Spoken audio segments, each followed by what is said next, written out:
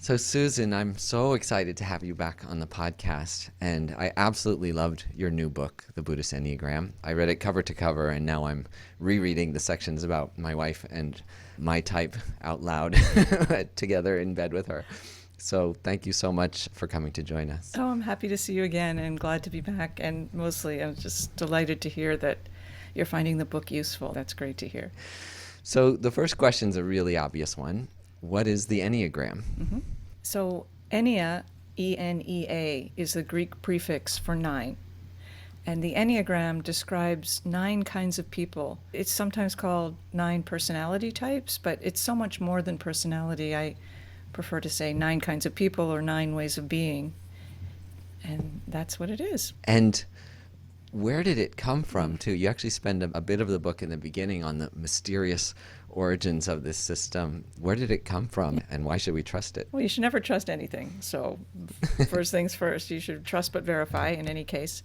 Yeah. And the origins, as you say, they are mysterious. They're mysterious to me. Maybe there are people out there that know, but I've not been able to find them.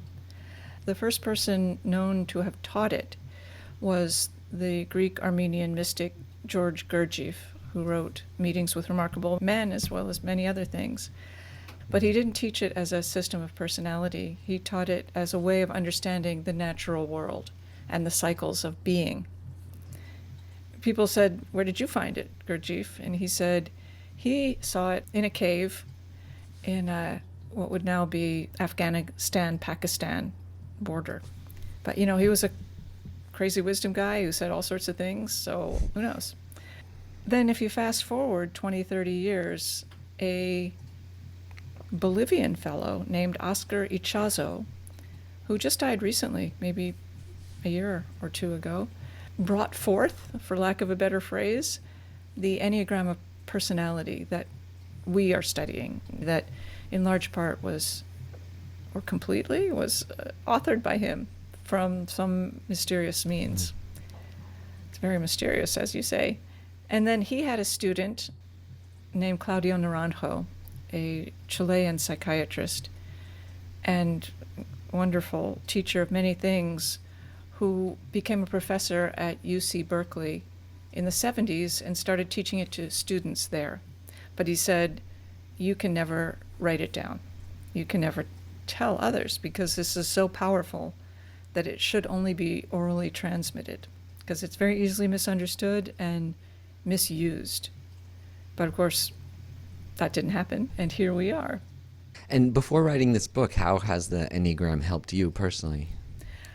It has helped me in innumerable ways. I use it every day of my life as a friend, as a partner to my husband, as a teacher, as a student. There's not a day that goes by that I don't fall back on what the Enneagram has taught me.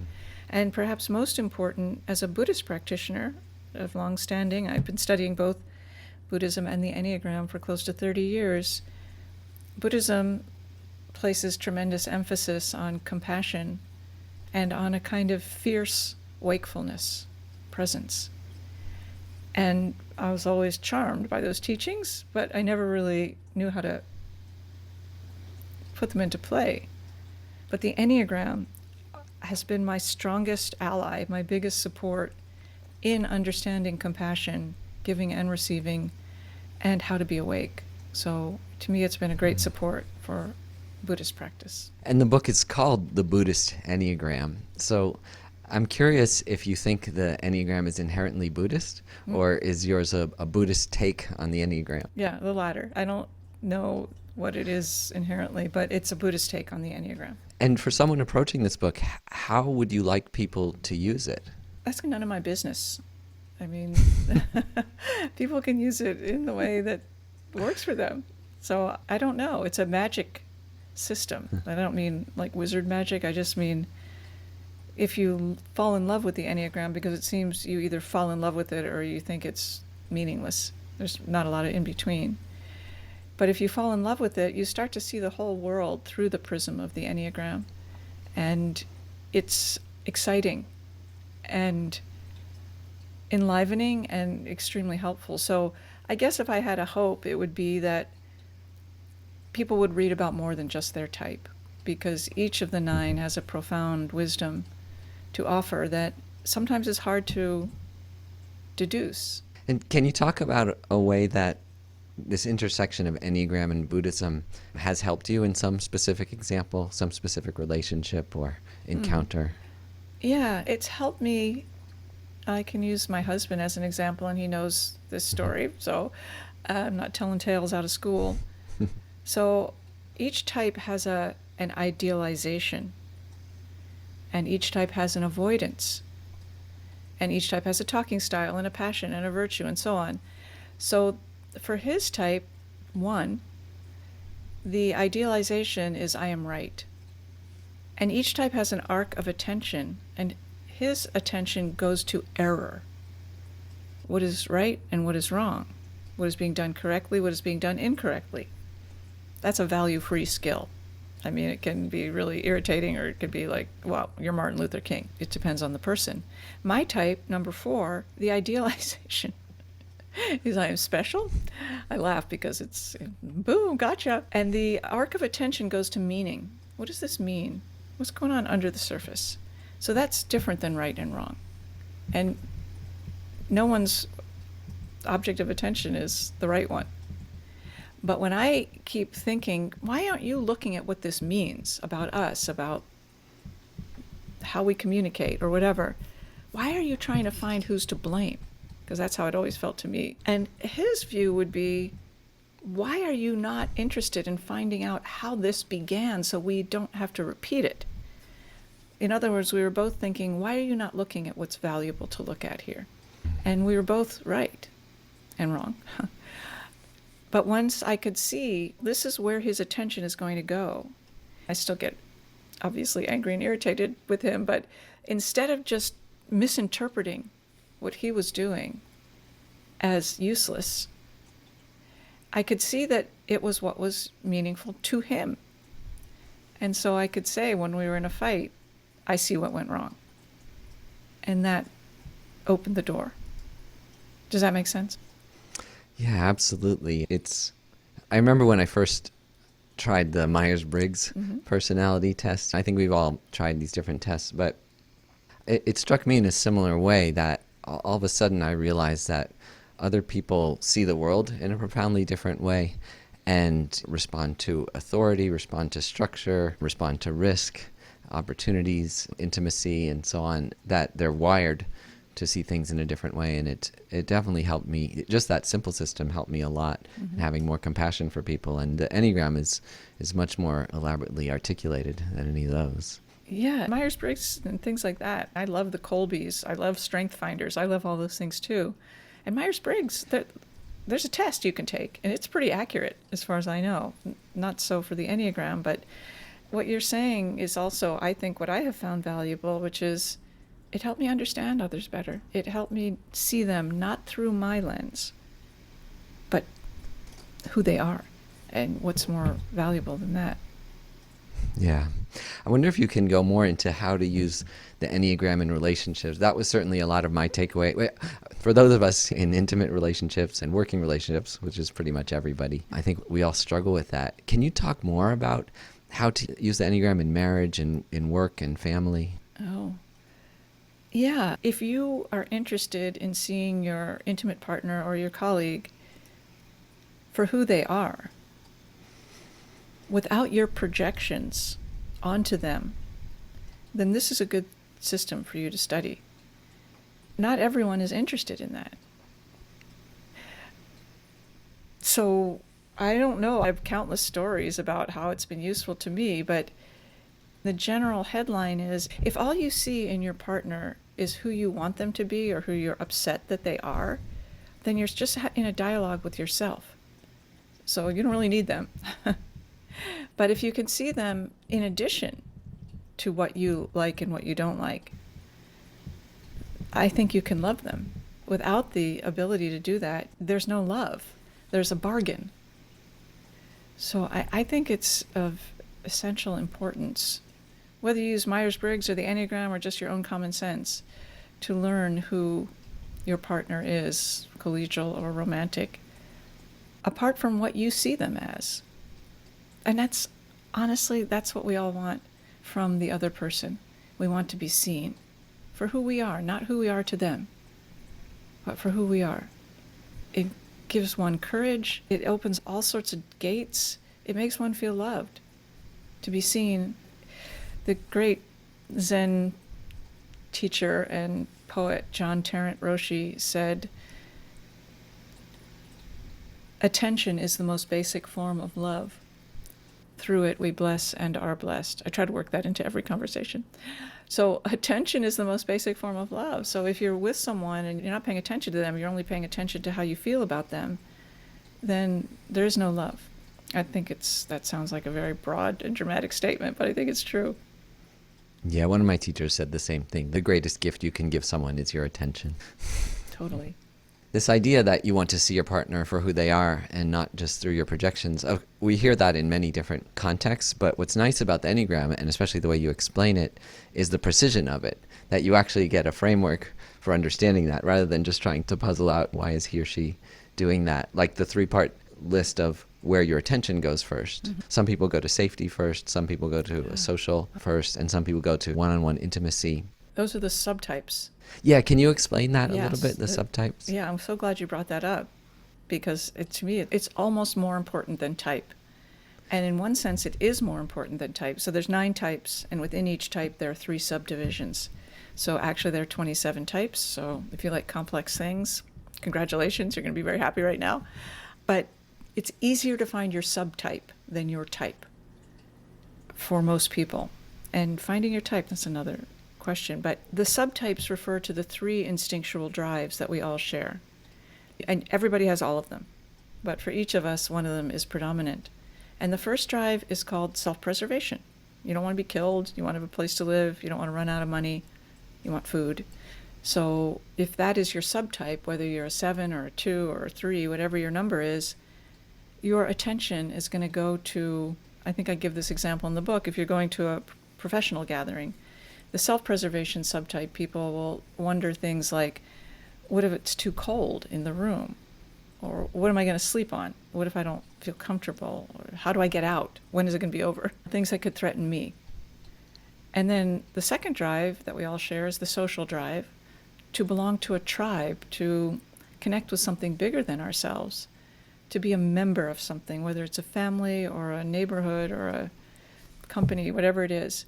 And so if a social subtype person, again, whether they're a 7 or 6 or whatever their number is, when they're going to the professional gathering, they would be thinking things more like, how will the room be set up? Will people be able to see me? Do I feel proud of belonging to this group, or am I not sure? If people go out to eat after the meeting, will they invite me? So those are different concerns than what will I sleep on, and I better bring snacks. And then the third subtype, the sexual subtype or one-to-one subtype, doesn't just mean the person wants to have sex with everyone. It means the key focus is on one-to-one connections, whether they're romantic or not. So this sexual subtype person going to the gathering would not be thinking about snacks or will people invite me out to eat, but will there be someone there who I can talk to about this, who I can share this with, who we can look into each other's eyes and share what it's like to be here.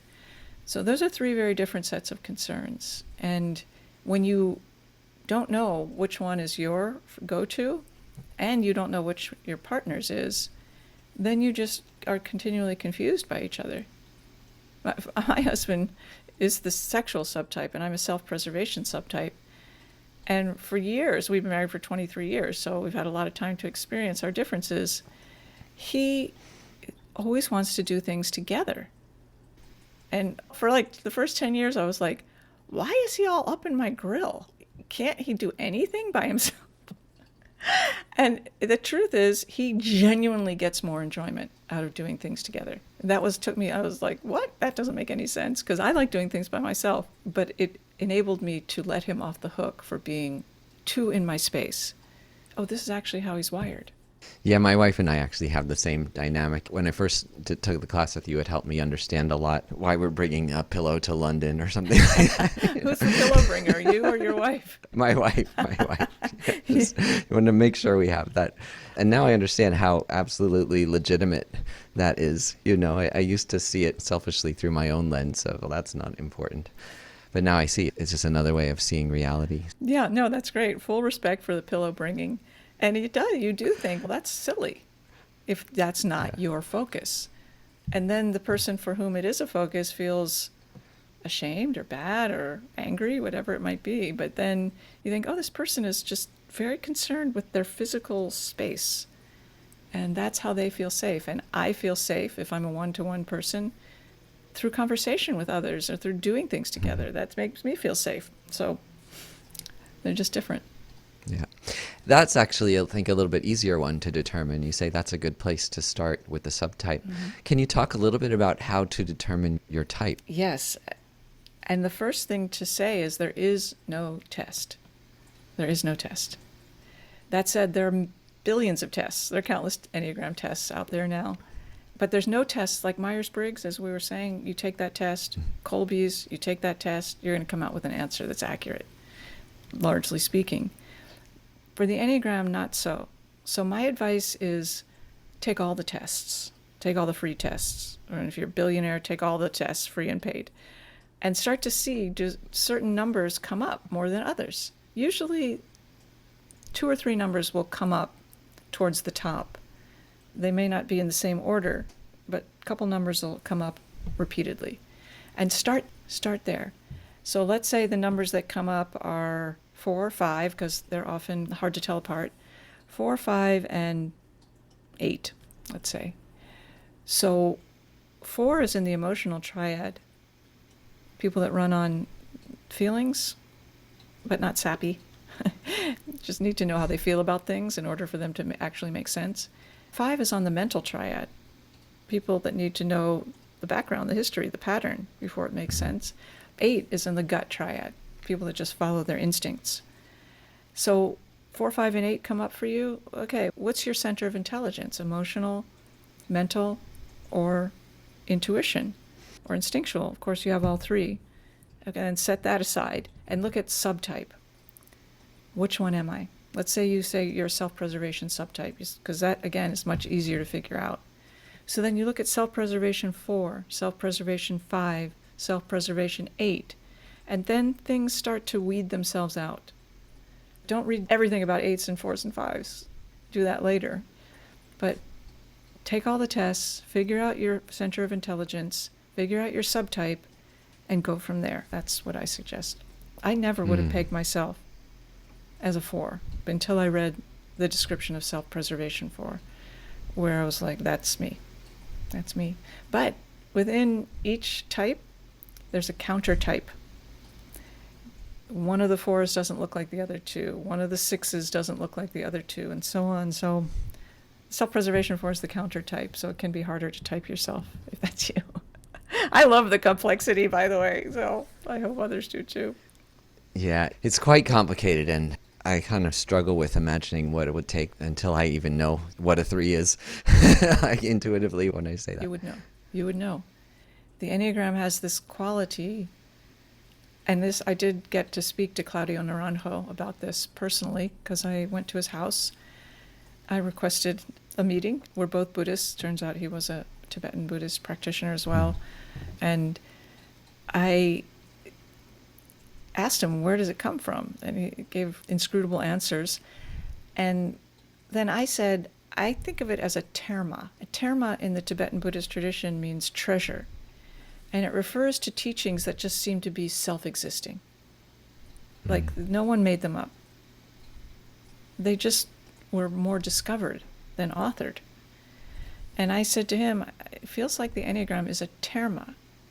And he said, I never thought of that, but it probably is. Yeah, sure. Okay. I had a feeling he had thought about that. But when you discover something that really speaks to you, like I've seen this with a lot of students of Buddhism, including myself, you read something or you hear something and you think, that is incredible. not just because it's interesting or provocative or intelligent, but because it makes me realize I already knew that. I just didn't know I knew it.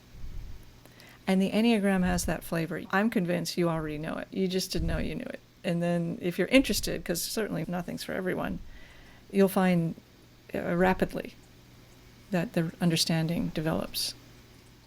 Yeah, it's so true, right? I had a lot of those moments reading your book where I couldn't have articulated it in the way that you did and the Enneagram did, but it rings true when you read something and you say, oh, that's true. That feels true to me in a way that's beyond words, but your words help to deliver that information to my mind. That's great. That's the quality of, oh yeah, it makes sense. You don't have to reason it out any further. It just strikes you as true.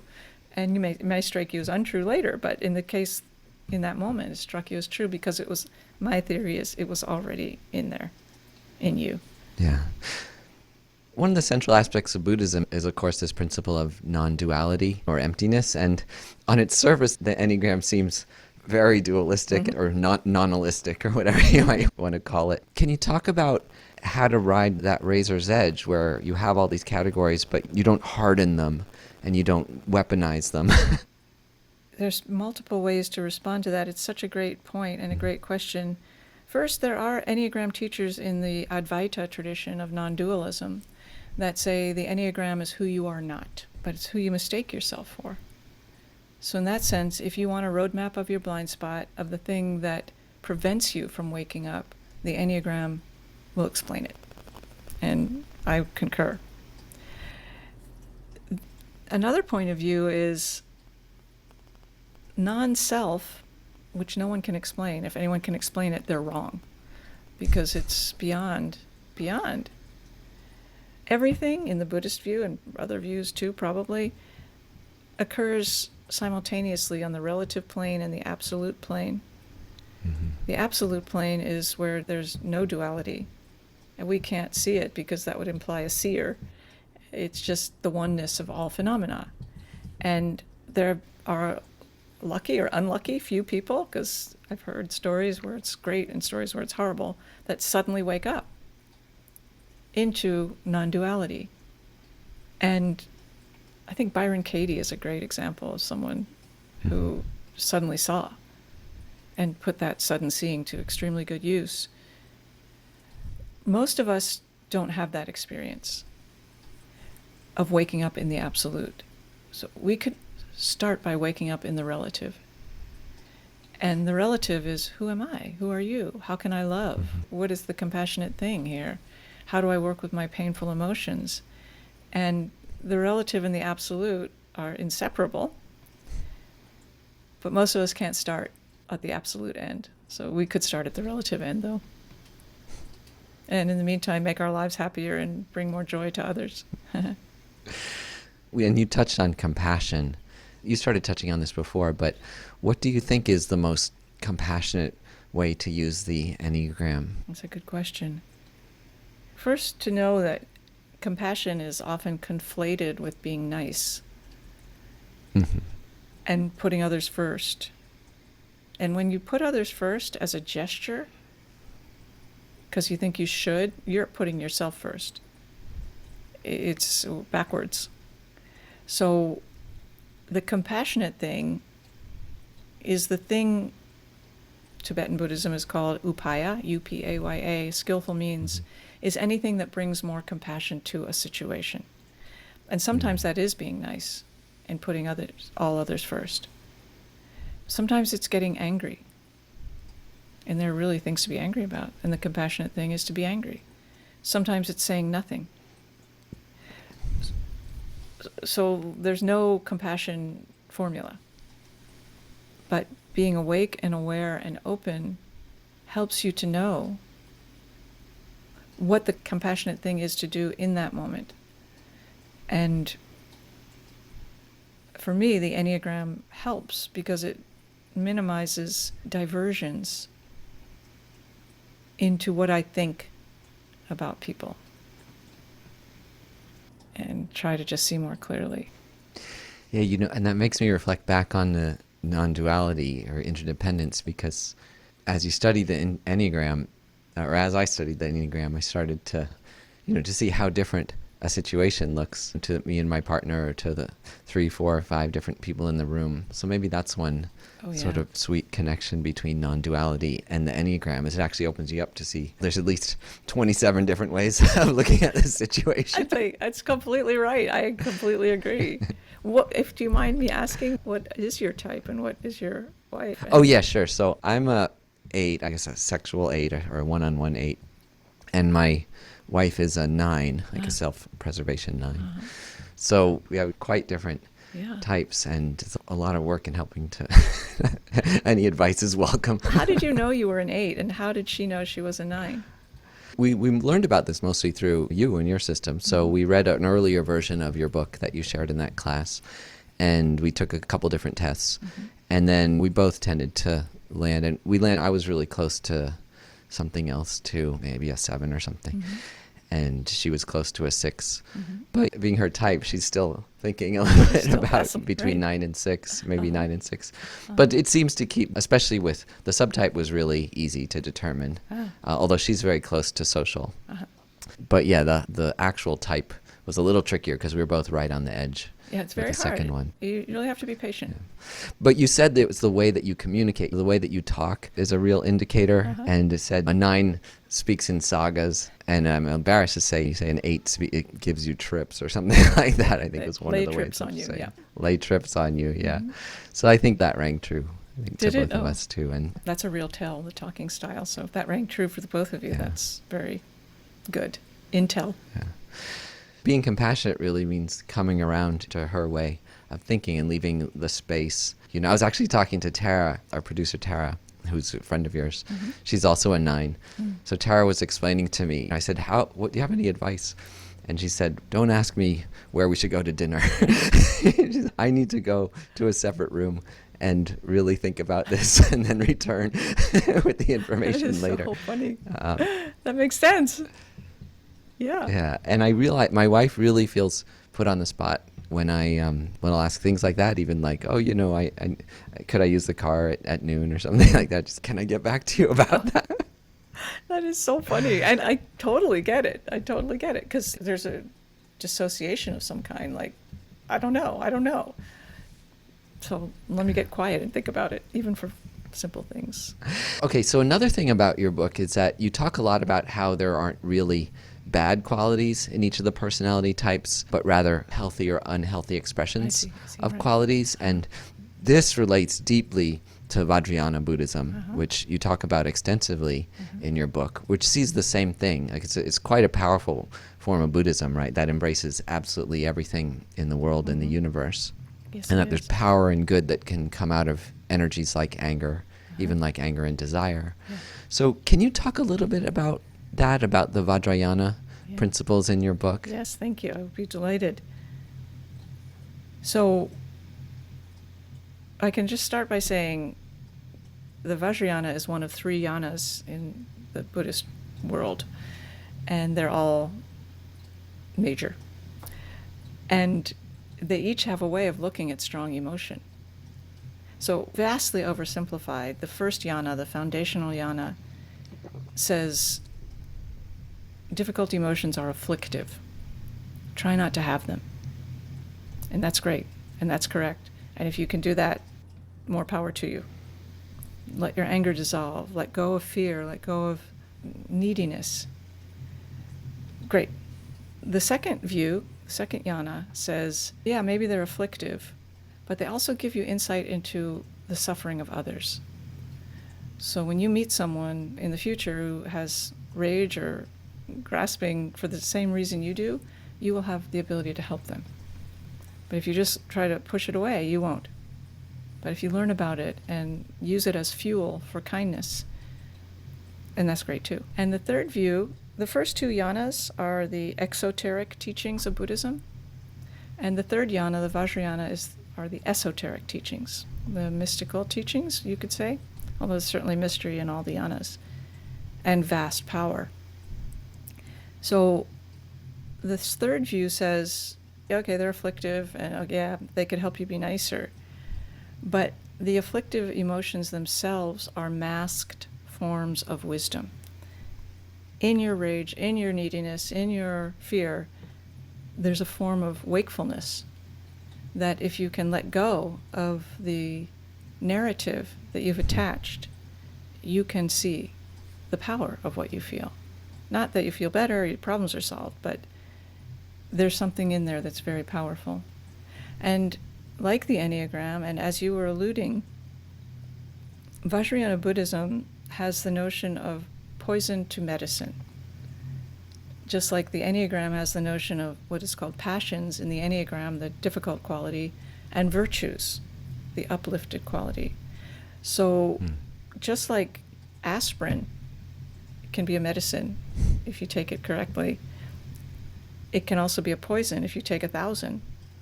But the aspirin is not different. In the Enneagram, the passion, when we'll use anger as an example, you brought that up, and it's the most straightforward one. The passion of 1 has as its virtuous corollary serenity. Now, how are those two things the same? In Buddhism, the serenity piece could be called mirror-like wisdom.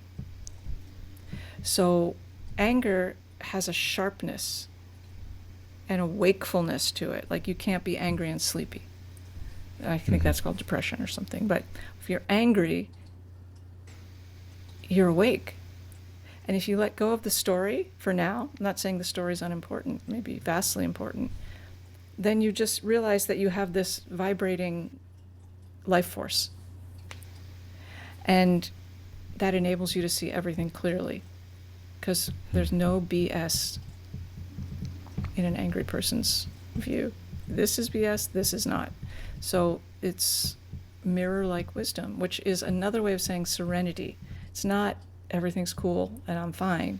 It's I see everything clearly and I'm not distracted by what is good or bad.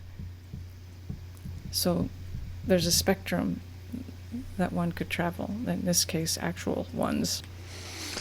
Yeah, it's like, reducing a sauce or something to its powerful essence, like concentrating and then purifying, clarifying. It's a very powerful idea. And what's ordinarily these Vajrayana teachings are, like you said, they're esoteric. They're in some of these traditions they refer to as an ear-whispered tradition. What do you think is the right balance of using Vajrayana terms and techniques with a general audience versus what has to be more esoteric and person to person? I just try to do my best. I'm not trying to say anyone should be a Vajrayana practitioner or not be a Vajrayana practitioner. I do not have the skill or capacity to enter someone into the Vajrayana. Yeah. But I've learned things that are extremely useful and that don't seem hidden. Anger and mirror-like wisdom. You can buy books that talk about those things, and they're very connected to the Vajrayana. Yeah. What do those mean to us ordinary people? They really mean a lot. That said, you have to formally become a Vajrayana student to study those teachings, and I think that's fun. Just makes sense, but those are not the teachings that I'm talking about here. Yeah. It's funny because on the one hand, it's very advanced on the Buddhist path, but on the other, it's the most embracing, where you embrace absolutely everything about yourself and find them as paths. Like you said, in the first jhana, it's quite dualistic, and you're trying to get rid of anger, get rid of desire, and so on. And then in the second one, you start to realize, oh, these can actually help connect me to other people. Whereas in the third, you can even embrace them wholly within yourself as a path to perfecting your best qualities. Yeah, you have to be very smart about it. And the jhanas are inseparable. So it's not like I'm going to do this one, leave these other two. They are never apart. And to see emotions as afflictive could be dualistic, but it could just also be the truth. So it's not a lesser way of looking at things. No, not at all. Can you talk a little bit about how the Enneagram helps us understand powerful, famous people, Donald Trump, Elon Musk, Jeff Bezos, particularly in this lens of compassion? Oh, well, I'm not saying you have to like anyone. It's just, could you understand them is a little bit. Yeah. And I'm never going to like 2 of those 3 people. based on what I read in various accounts. Yeah. So being compassionate doesn't mean you like them. Yeah. Doesn't mean you let them off the hook. The good place to start is always with, how am I like them? Because you are. I am. So it's a matter of degree, of course. But if anyone ever said, have you lied to get your way? Yeah, I have. Okay, still, I haven't done that at the same scale. But I can find how that's a human thing. And the key with compassion here is not to divide humanity into us and them. Because once you do that, it's over. So I think the Enneagram can help. A Buddhist view helps, certainly. But also, you see, I think the 3 people you named are probably 8s. They're all the same. Maybe not, but you can hear it in the talking style. You can. Yeah. Because a lot of sentences about these people start with, I can't understand why X, Y, Z. It's very difficult to resolve your feelings and anger, fear, etc. No, you can't resolve them. You can't resolve them. If you get into a fight with an 8, you are going to lose. That's how it is.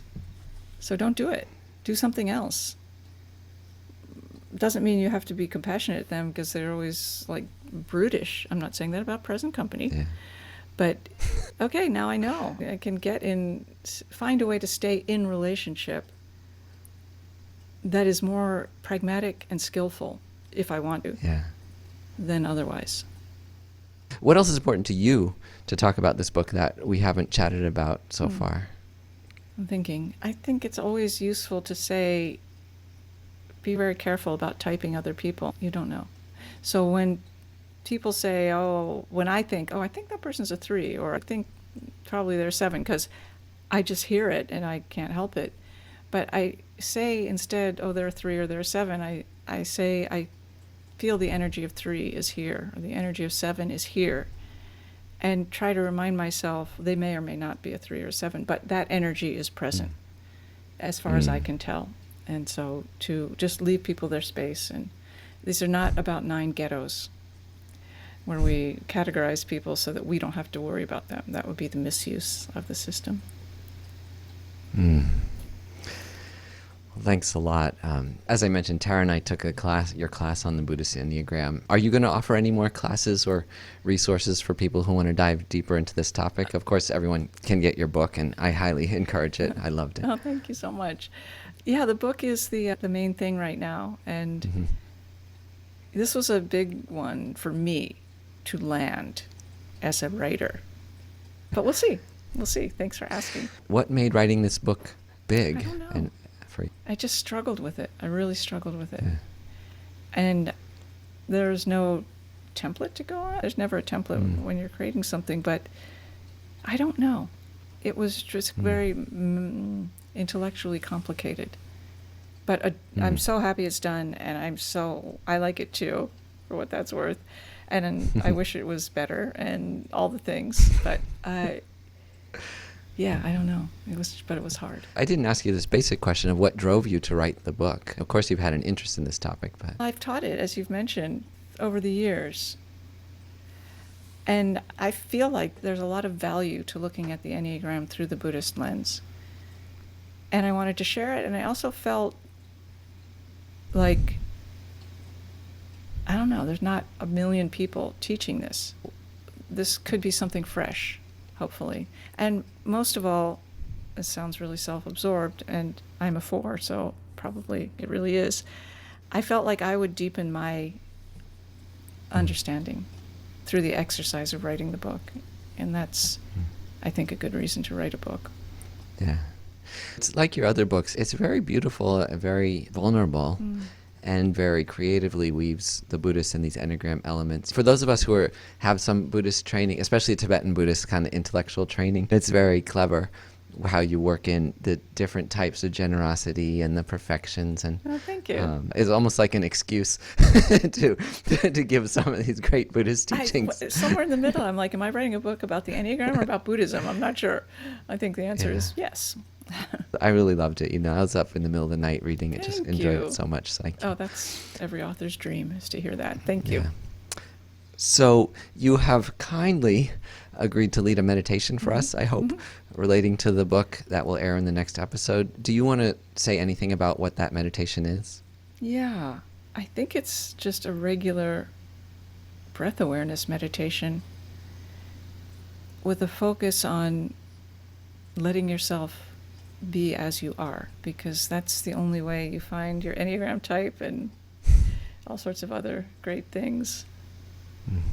So to relax with yourself is the gate that needs to open. Wonderful. I'm looking forward to that. Susan, thank you so much for taking your time to speak with us about the book. The book is called The Buddhist Enneagram, and I loved it. I'm rereading it right now with my wife, and I encourage everybody to go get a copy. So thank you very much. Thank you.